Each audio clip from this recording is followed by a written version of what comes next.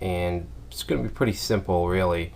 All we're really doing is seeing if our user data is there, and if it's not, then we're going to redirect. So we basically have to put this at the top of almost every controller. Right, so before we move on, I just want to, so let's start with the dashboard. We want to go to, let me just close these out. And we want to go to controllers, admin, dashboard. Alright, so what we need to do is create a constructor. A constructor is just a class method that runs when your object is instantiated.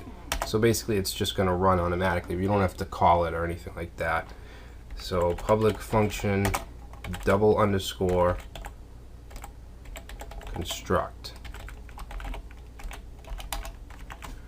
Alright, so when you use a constructor in a controller, you need to call the parent function. So we have to say parent construct, and then we can do our access control. So basically we'll just say if not this session user data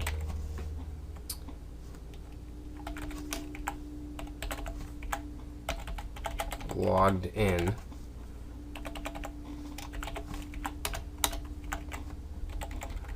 redirect to admin login. So let's try this out. I'm in the dashboard, and if I reload,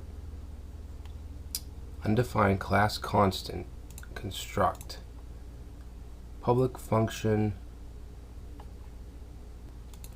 Oh, we need parentheses right here.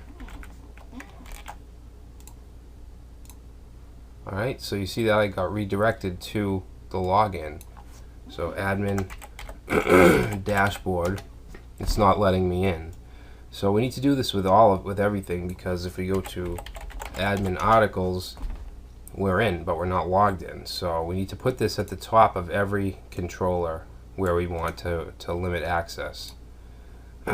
So not the authenticate, because that's where we're going to log in, but articles,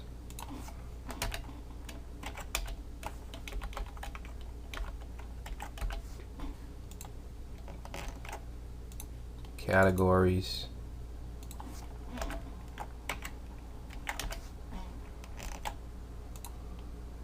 groups,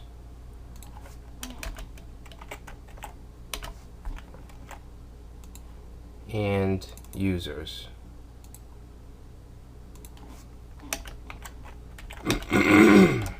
So let's try this. Okay, we'll go to users. Alright, so it's not letting us anywhere, even if we go to articles/add.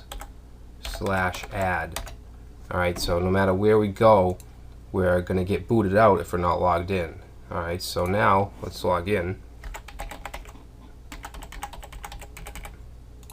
And now we can access it. We can access articles, categories, whatever. Okay, so log out, and it brings us back to the login. So that is our completed application. The admin area is working. Front end, very simple but working. And